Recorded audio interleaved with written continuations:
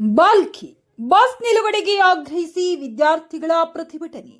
ಬಾಲ್ಕಿ ತಾಲೂಕಿನ ಚಳಕಾಪುರ ಗ್ರಾಮದ ಬಸವ ಸಂದೇಶ ಪ್ರಾಥಮಿಕ ಮತ್ತು ಪ್ರೌಢಶಾಲೆ ಬಳಿ ಕೋರಿಕೆ ಮೇರೆಗೆ ಬಸ್ ನಿಲುಗಡೆಗೆ ಒತ್ತಾಯಿಸಿ ಬಸ್ ತಡೆದು ಪ್ರತಿಭಟನೆ ನಡೆಸಲಾಯಿತು.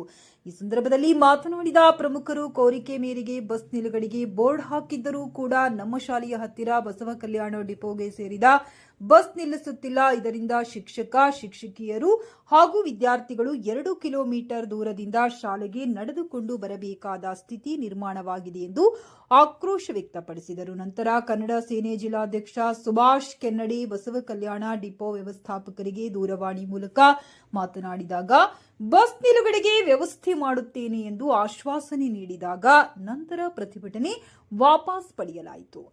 ಶಾಲೆಯ ವಿದ್ಯಾರ್ಥಿಗಳು ಶಿಕ್ಷಕರು ಪ್ರತಿಭಟನೆಯಲ್ಲಿ ಭಾಗಿಯಾಗಿದ್ದರು.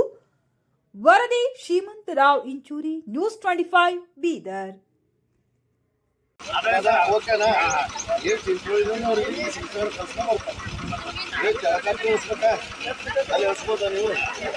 ಅಲ್ಲಿಂದ ಬರ್ಲಿಕ್ಕೆ ಅವ್ರಿಗೆ ಏನೂ ಸವಲತ್ತಿಲ್ಲ. ದಯಮಾಡಿ ನಮಗೆ ಕೇಳ್ರಿ, ಮಕ್ಕಳಿಗೆ ವಿದ್ಯಾರ್ಥಿ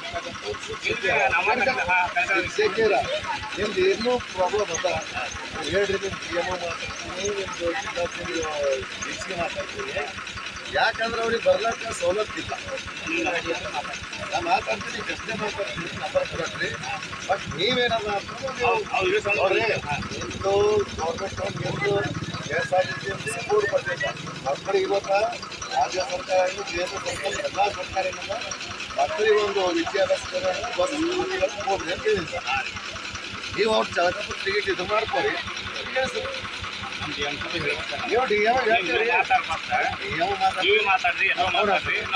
ಸರ್ ಎನಿ ಕಂಡೀಷನ್ ಒಂದು ಪಾಪನೇ ಬರ್ಲಿ, ಒಂದು ಟೀಚರೇ ಬರ್ಲಿ, ನಿಮ್ಮ ಬಸ್ ಸ್ಟಾಪ್ ಆಗಿಲ್ಲ ಅಂದ್ರೆ ಅದು ಪರಿಣಾಮ ಬೇರೆ ಮಾಡ್ತಾರೆ ಸರ್. ನಾ ಚಂದ ಅರ್ಥ ಮಾಡ್ತಾರೆ. ಇಲ್ಲ ಸರ್, ಆ ಹುಡುಗಿ ಸಣ್ಣ ಹುಡುಗಿ ಹೋಯ್ತು, ಸಣ್ಣ ಹುಡುಗಿ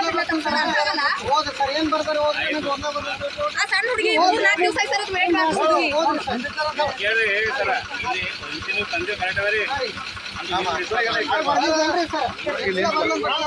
ಇವೆಲ್ಲ ಏನು ಬರ ಬಸ್